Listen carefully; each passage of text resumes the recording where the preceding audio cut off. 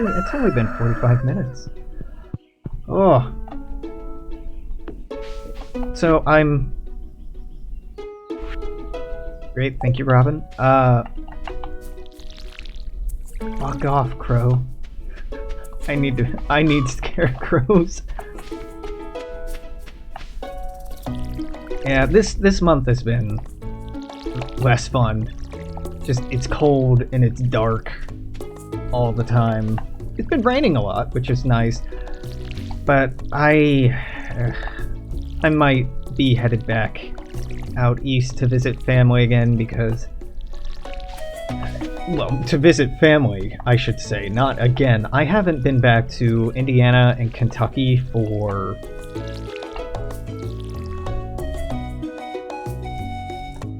Shit, 5 years? 5 or 6 years? Something like that? So I haven't seen my... Well, I've seen my parents and grandparents. Some of my grandparents, anyway. Because they've been nice and visited, but they're getting old and they're having health issues, and it's not a very exciting thing to take the time and money to do. It's important, and they mean a lot to me, but it's not really a feel-good thing to be like, well, guess I'll save up, or not save up, I have the money, guess I'll dedicate X many $100 to flying 3/4 of the way across the country to visit people and just, I don't know, not feel good. Yeah.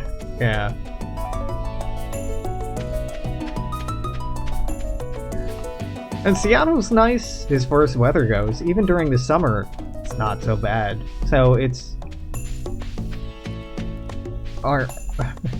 The only thing that ever makes the power go out here isn't the grid being overextended. I should be right-clicking on trees, fuck. Isn't the grid being overextended, it's just raccoons ending up in power stations. It happens a lot, like yearly. Yeah, I'm pretty distant from certain parts of my family, and by choice. Like, God, they'd probably have difficulty with me being socialist, let alone me being poly, pan, or envy. Like, these are conversations I don't want to have with them, so I don't have to have it with them. But if I travel to Kentucky to visit one set of grandparents who I'm on really good terms with and I really love and I'm really excited to see, and I haven't seen in a long time, and they're having some health issues, and I'm feeling keenly aware of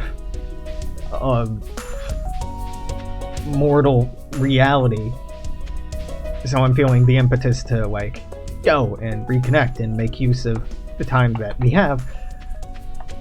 I would feel pressured, and I wouldn't want to hurt anyone by not going to see other family. But I have so much goddamn family in Kentucky that it's just exhausting. If I go to Kentucky, then I have to go to Indiana. And if I visit my mom's parents, I have to visit my dad's parents. If I visit them, then I probably have to visit my dad, and I probably have to visit my mom. And if I'm seeing them, well, fuck, I should just go ahead and visit my friends who live in Indiana, so that means I need to visit Corey and Nate and fucking Audrey and Anthony, and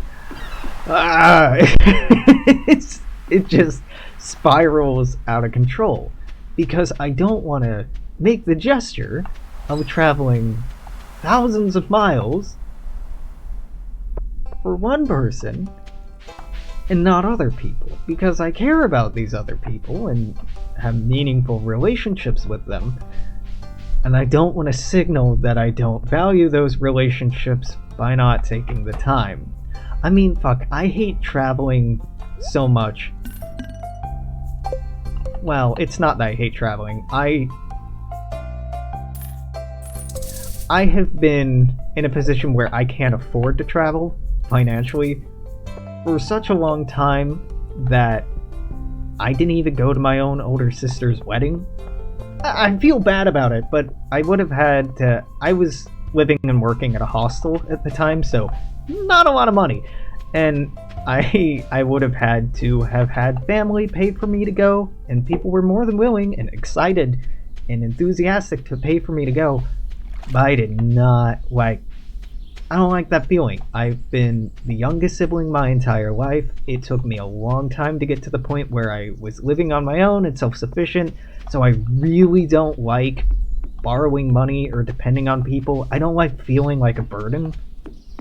And to them, it wasn't that I was being a burden, it was a gift that they were giving, but to me it felt like a burden. That's what mattered. So, at this point, if I do take the time to visit people, if I do go out of my way, I'm just afraid of offending people who I haven't gone out of the way for in the past. But there's not much I can do about that.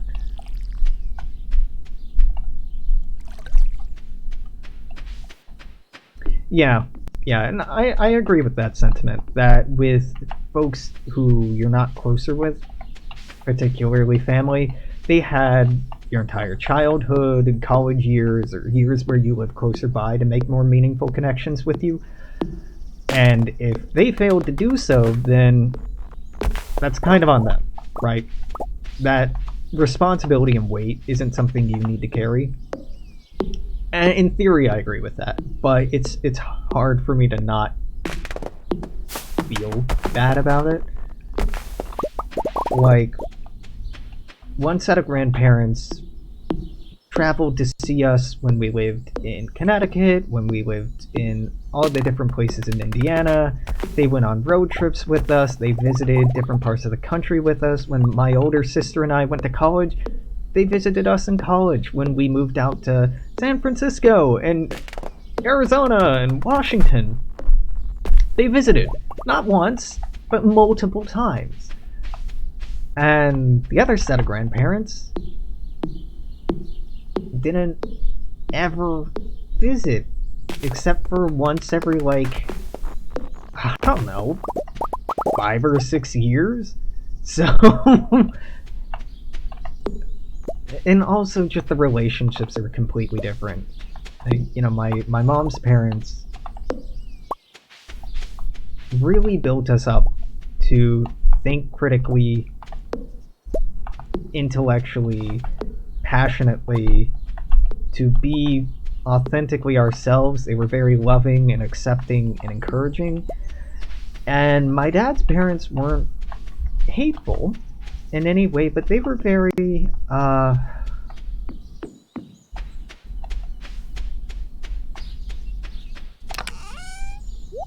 muted, I guess. Very. They're Catholics living in Kentucky in the middle of nowhere. They talk a lot about other people. They talk a lot about the farm and crops, but they don't talk about politics. They don't talk about philosophy or ethics. They don't even really talk about religion. Even though they go to church every Sunday, religion, at least like the higher faculties part of religion, aren't really, and I don't mean this in a denigrating way, religion can just be an emotional experience or a touchstone. It can just be whatever it is that you need it or want it to be. But the way that they engage with it and the way that I engage with it were very, very different. And they're pretty traditional Catholics, so the fact that my mom was Protestant was enough that they balked at the idea of my parents getting married. Which, fuck them for that. Learning more and more about how they really treated my mother like a black sheep and how just the inequities and inequalities and uh, weird power dynamics have turned me off to making more of an effort. Just be an asshole. There was a point in my life where I would have been, and I have been, but that's not me. I care about them, and I'm grateful for the ways that they have expressed affection and love and support over the years. It hasn't been, it hasn't always been in a way that's fit me and worked for me, right? I, yeah. I've always felt like I haven't lived up to their expectations. So I am the last assigned male at birth Morris in my patriarchal line. So no one ever said anything to me, not that I remember. But since I have been aware of that fact at like 9 or 10 years old, that I'm the last one, there's been this unspoken pressure that like, yo dog, you gotta get married, you gotta have kids, and if you don't, then this line of DNA and this last name going back hundreds of years, this specific branch of the family tree dies with you. It's such a gross and fucked up thing to ever enter into a kid's worldview and the pressure that they feel. And I'm not alone in that, but it's deeply distressing. Yeah, I mean, I'd have a lot of respect if they had strong opinions about popes, even, but it's all been pretty muted. Like they don't like getting into anything controversial or critical. Like they're very I don't know, like country polite kind of people, which is okay. It's bad. It's sorry, not bad, but it feels really inert to me. Like I want you to have hot takes about why you do or do not like this pope or this pastor or this priest or whatever else, instead of just talking about all these people I don't know and how so and so's farm is doing well and this and cousin whoever is sick and oh, did you hear so and so is getting married? Like I don't know these people. I don't care about these people. You're not connecting with me meaningfully. You're just making noise. Yeah.